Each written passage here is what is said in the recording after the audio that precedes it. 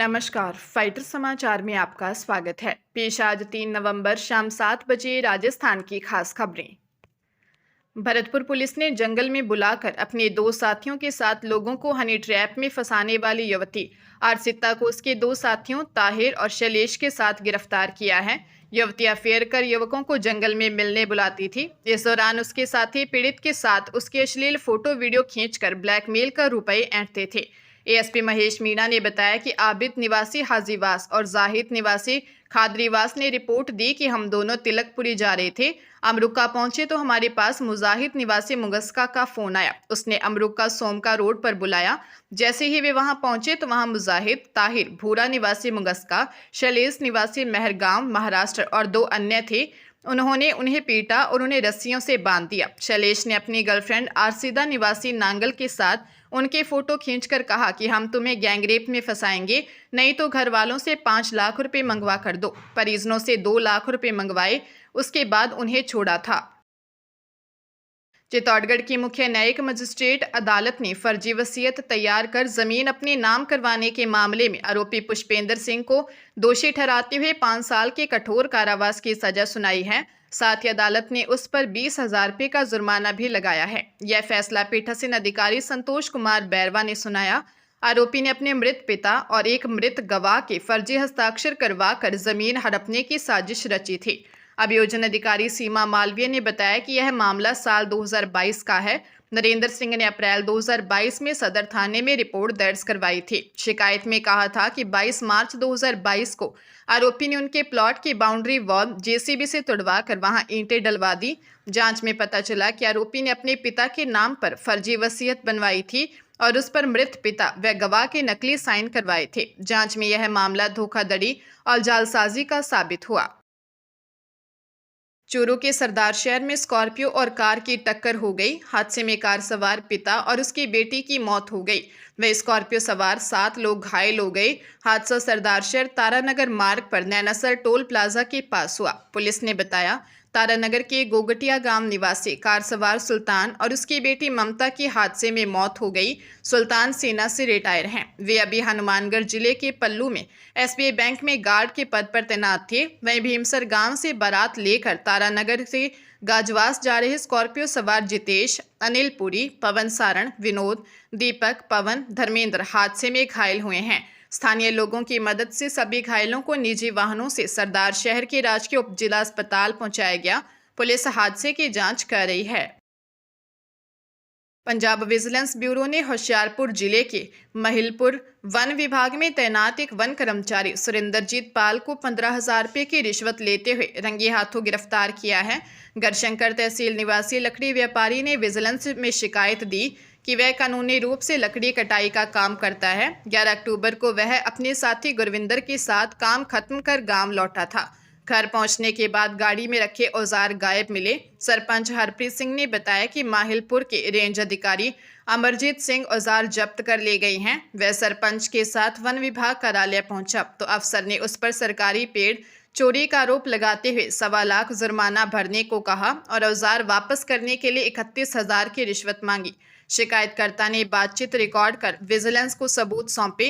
Vigilance की Jalandhar range team ने छापा मारकर सुरेंद्रजीत पाल को 15,000 रुपये की रिश्वत लेते हुए रंगे हाथों पकड़ लिया।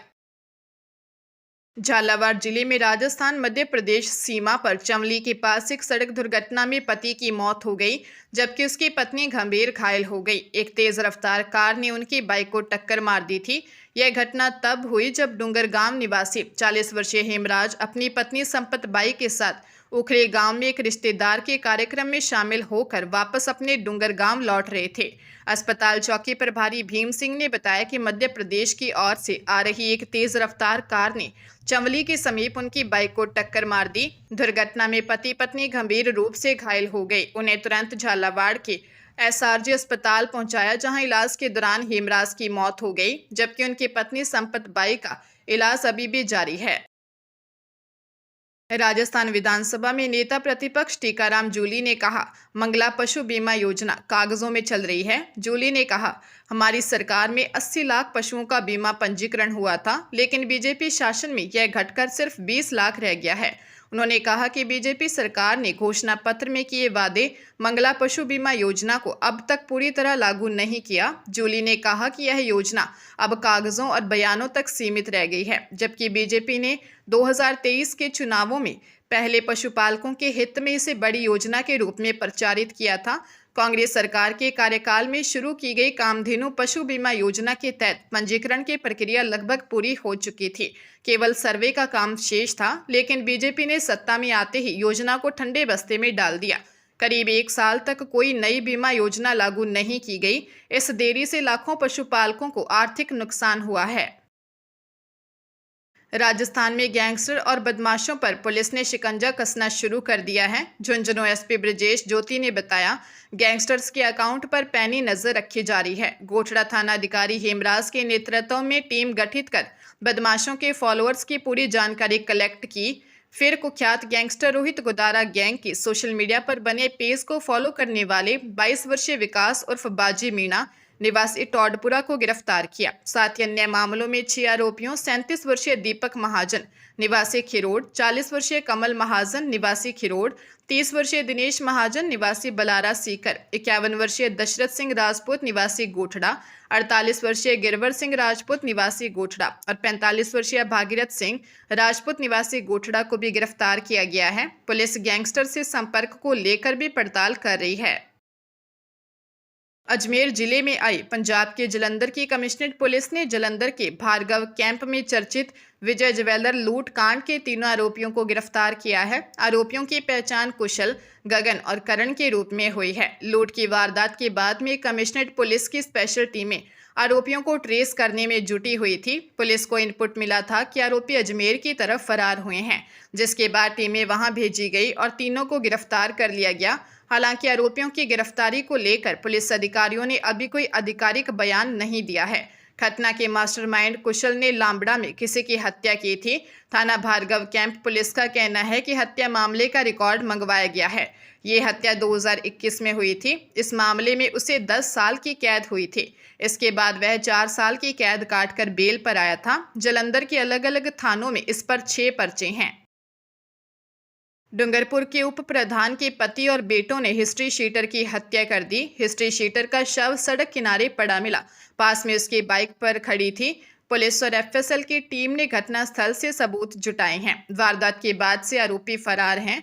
पुलिस उनकी तलाश में जुटी है। धम्बोला थाना अधिकारी मोहम्मद रिजवान खान ने बताया कि लिखी रोड पर सड़क किनारे एक शव पड़ा मिला था। मृतक की पहचान लिखी बड़ी गांव निवासी भूपेंद्र सिंह के रूप में हुई।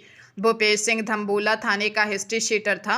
भूपेंद्र सिंह की पत्नी मीनाक्षी ने रिपोर्ट में बताया कि मेरे पति ने सिमलवाड़ा उप प्रधान के पति जीवराम आहारी को 3 लाख रुपए उधार दिए थे, लेकिन जीवराम पैसे वापस नहीं दे रहा था। इस बात को लेकर दोनों के बीच कई बार कहासुनी हुई थी। जीवराम आहारी ने अपने 3 बेटों विपिन, कमल उर्फ बंटी और राजनारायण उर्फ जीतू के साथ मिलकर भूपेंद्र की हत्या की है।